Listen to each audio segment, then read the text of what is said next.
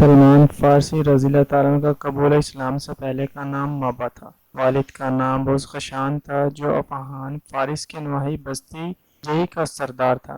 بزخشان دربار ایران میں بڑا رسوخ رکھتا تھا اور نہ صرف ایک بڑا زمیندار تھا بلکہ بڑے آتش کرے کا بھی محتمم تھا۔ اگرچہ مابا کی پرورش بڑے لاڈ پیار سے ہوئی لیکن اس کے باوجود یہ بچہ بہت سادہ اور خاموش طبع تھا۔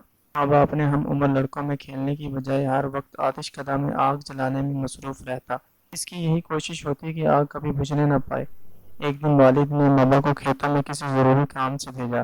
فرمانبردار بیٹا فوراً کھیتوں کی طرف چل پڑا۔ راستے میں ایک گرجا تھا جہاں عیسائی عبادت میں مصروف تھے۔ مابا ان کا طریقہ عبادت دیکھ کر بہت متاثر ہوا اور ان سے درخواست کی کہ وہ اسے اپنے مذہب میں داخل کر لیں۔ چنانچہ انہوں نے اس نوازش کو بستما دے کر دین مسیحی میں داخل کر لیا۔ مابا کے دل میں حق پانے کی آرزو بڑی شدید تھی۔ اس نے عیسائیوں سے پوچھا دین عیسوی کا مرکز کہاں ہے؟ انہوں نے بتایا کہ ان کا مرکز ملک شام میں ہے۔ غروب آفتاب کے بعد جب مابا گھر پہنچا تو والد کو بتایا کہ وہ دن بھر ایک گرجا میں رہا ہے اور اسے ان کا مذہب بہت پسند آیا ہے۔ یہ سن کر والد بہت سیکھ پا ہوا اور مابا کے پاؤں میں بیڑیاں ڈال کر گھر میں بند کر دیا۔ مابا نہایت حوصلہ سے یہ تکلیف برداشت کرنے لگا۔ ایک دن موقع پا کر مابا نے عیسائیوں کے پاس پیغام بھیجا کہ شام جانے والا کوئی قافلہ ہو تو مجھے مطلع کر دینا۔ کچھ دنوں بعد شام سے کچھ لوگ تجارت کے غرض سے ایران آئے تو مابا نے کسی طریقہ سے بیڑیوں سے نجات حاصل کی اور قافلے کے ساتھ شام روانہ ہو گیا۔ شام پہنچ کر مابا نے لوگوں سے وہاں کے سب سے بڑے مذہبی رہنما کا پتہ دریافت کیا اور اس کی خدمت میں پہنچ کر درخواست کی کہ مجھے اپنے دین کی تعلیمات سے سرفراز فرمائیں۔ وہ عیسائیوں کا لارڈ بشپ پادریوں کا سردار تھا۔ اس نے درخواست قبول کرتے ہوئے مابا کو پاس رہنے کی اجازت دے دی۔ وہ پادری ایک ریاکار شخص تھا، ظاہری زندگی میں نہایت زاہد اور اندرون خانہ عیش و عشرت کا دل دادا اور مال جمع کرنے کا شوقین تھا۔ کچھ عرصہ بعد وہ مر گیا۔ مابا نے اس کا کچا چٹا لوگوں کے سامنے کھول دیا۔ لوگ سخت ناراض ہوئے تاہم انہوں نے ایک عابد اور زاہد پادری کو اس کا جانشین مقرر کیا۔ مابا دل و جان سے اس کی خدمت میں مصروف رہتا۔ پادری نے بھی حق کی تعلیم میں کوئی کسر نہ اٹھا رکھی۔ جب اس کا آخری وقت قریب آیا تو اس نے مابا سے کہا کہ تم میرے بعد موصل چلے جانا، وہاں فلاں شخص دین مسیحی کا سچا پیروکار ہے۔ مابا موصل پہنچ کر اس شخص سے تحصیل علم میں مصروف ہو گیا۔ خدا کی قدرت کچھ عرصہ بعد اس کا آخری وقت بھی قریب آ گیا۔ اس نے مابا کو وصیت کی کہ تم فلاں شخص کے پاس نصیبین چلے جانا۔ ان کے مطابق وہی اس وقت دین حق پر کار بند ہے جبکہ دوسرے لوگوں نے دین کو بدل ڈالا ہے۔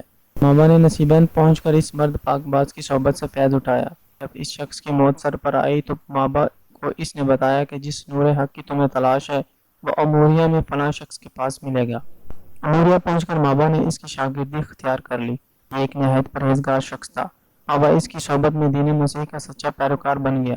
اپنے استاد کی طرح وہ بھی دن رات عبادت میں مشغول رہتا۔ غذا کے حصول کے لیے اس نے کچھ بکریاں خرید لیں جن کے دودھ سے وہ غذا حاصل کرتا۔ جب اموریہ کے اس لارڈ بشپ کا آخری وقت قریب آیا تو اس نے مابا کو بلا کر کہا اے حق کے متلاشی، اس وقت ساری دنیا کفر و شرک میں غرق ہے۔ دنیا میں مجھے کوئی ایسا شخص نظر نہیں آتا جس کے پاس تجھے بھیجوں، البتہ اس نبی آخر الزماں کے ظہور کا وقت قریب ہے جو دین حنیف کو زندہ کرے گا۔ وہ عرب میں اس زمین کی طرف ہجرت کرے گا جس پر کھجور کے درختوں کی کثرت ہوگی، اس کے دونوں شانوں کے درمیان مہر نبوت ہوگی۔ وہ ہدیہ قبول کرے گا، وہ صدقہ کو اپنے لیے حرام سمجھے گا۔ اگر تم اس پاک نبی صلی اللہ علیہ وسلم کا زمانہ پاؤ تو اس کی خدمت میں ضرور حاضر ہونا۔ مابا اس شخص کے کفن دفن سے فارغ ہو کر ہر وقت اس جستجو میں رہنے لگا کس طرح عرب کی سرزمین پر پہنچا جائے۔ آخر ایک دن اس کی دینی مراد پوری ہوئی۔ قبیلہ بنو کلب کا ایک قافلہ اموریہ سے گزرا۔ مابا نے ان سے درخواست کی کہ اس کے مال مویشی اپنے قبضہ میں لے لو اور اسے ساتھ لے چلو۔ قافلہ والے رضامند ہو گئے۔ قافلہ وادی القرا میں پہنچا تو ان کی نیت بدل گئی اور انہوں نے مابا کو غلام بنا کر ایک یہودی کے پاس بیچ دیا۔ ایک دن اس یہودی کا رشتہ دار ملنے آیا جو یثرب مدینہ کا رہنے والا تھا۔ اسے ایک غلام کی ضرورت تھی۔ یہودی نے مابا کو اس کے ہاتھوں فروخت کر دیا۔ یثرب پہنچ کر مابا نے جب کھجوروں کے جھنڈ دیکھے تو اسے یقین ہو گیا کہ وہ وہی علاقہ ہے جس کا ذکر اس راہب نے کیا تھا جہاں نبی آخر الزماں صلی اللہ علیہ وسلم ہجرت کر کے تشریف لائیں گے۔ آخر وہ ساتھ بھی آ گئی جس کا مابا کو انتظار تھا۔ ایک دن اسے پتہ چلا کہ قبا میں ایک شخص آیا ہے جو اپنے آپ کو نبی کہتا ہے۔ مابا نے فوراً وہاں جانا چاہا لیکن مالک نے اجازت نہ دی۔ کچھ دنوں بعد موقع ملا تو مابا کھانے کی کچھ چیزیں خرید کر بارگاہ رسالت میں پہنچا اور عرض کی اے خدا کے برگزیدہ بندے، یہ چند اشیاء میں نے صدقہ کے لیے رکھی تھیں۔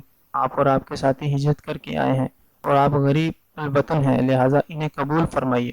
نبی اکرم صلی اللہ علیہ وآلہ وسلم نے یہ چیزیں لے کر اپنے اصحاب میں تقسیم کر دی، لیکن خود اس میں سے نہ لیا۔ صحابہ نے دل میں کہا کہ ایک نشانی تو پوری ہوئی کہ آپ صلی اللہ علیہ وآلہ وسلم صدقہ خود استعمال نہیں کرتے۔ اگلے دن پھر کچھ خوراک لے کر ماں باپ صلی اللہ علیہ وسلم کی خدمت میں حاضر ہوا اور کہا یہ ہدیہ ہے۔ آپ صلی اللہ علیہ وآلہ وسلم نے اس کا کچھ حصہ خود نوش فرمایا اور باقی صحابہ رضی اللہ تعالیٰ عنہ نے تقسیم کر دیا۔ صحابہ کو یقین ہو گیا کہ یہی نبی آخر الزمان صلی اللہ علیہ وآلہ وسلم ہے۔ کام ابھی وہ مہر نبوت کو دیکھنے کا متمنی تھا۔ چند دنوں بعد مابا نبی اکرم صلی اللہ علیہ وآلہ وسلم کی خدمت میں حاضر ہو کر پشت اطہر کی جانب جا کر منتظر رہا کہ کسی وقت کپڑا ہٹے تو مہر نبوت کا نظارہ کرے۔ رسول اکرم صلی اللہ علیہ وآلہ وسلم نے مابا کی دلی کیفیت کو بھانپ لیا۔ آپ صلی اللہ علیہ وآلہ وسلم نے خود پشت مقدس سے کپڑا ہٹا دیا۔ مابا نے آگے بڑھ کر مہر نبوت کا بوسہ لیا اور بے اختیار رونے لگا۔ اس کے بعد مابا نے جستجو حق کے تمام مراحل ابتدا سے آخر تک بیان کیے۔ نبی اکرم صلی اللہ علیہ وآلہ وسلم نے ان کی داستان تمام صحابہ رضی اللہ تعالیٰ عنہ کو بھی سنائی۔ مابا مشرف با اسلام ہو گئے تو نبی اکرم صلی اللہ علیہ وآلہ وسلم نے ان کا اسلامی نام سلمان رکھا۔ اسی دن سے مابا سلمان فارسی رضی اللہ تعالیٰ عنہ کے نام سے پہچانے جانے لگے۔ سلمان رضی اللہ تعالیٰ عنہ چاہتے تھے کہ دن رات نبی اکرم صلی اللہ علیہ وآلہ وسلم کی خدمت میں حاضر رہیں، لیکن یہودی کے غلامی کے باعث ایسا ممکن نہ تھا۔ اسی وجہ سے بدر واحد کے غزوات میں بھی شرکت نہ کر سکے۔ حضور اکرم صلی اللہ علیہ وآلہ وسلم کو ان کی مجبوری کا علم تھا۔ ایک دن آپ صلی اللہ علیہ وآلہ وسلم نے فرمایا کہ سلمان تم اپنے آقا سے اپنی گل و خلاصی کے لیے معاوضہ ادا کرنے کی کوئی سبیل کرو۔ یہ سن کر اپنے آقا سے بات کی۔ اس نے 40 اوقیہ سونا اور 300 پودے لگانے کا مطالبہ کیا۔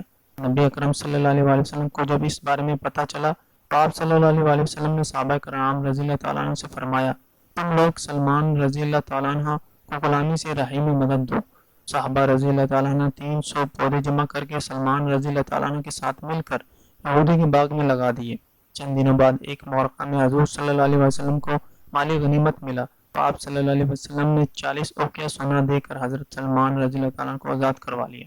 اس دن کے بعد حضرت سلمان فارسی رضی اللہ تعالیٰ عنہ سفر و حضر اور جلوت و خلوت میں سرور کائنات صلی اللہ علیہ وسلم کی خدمت میں حاضر رہنے لگے۔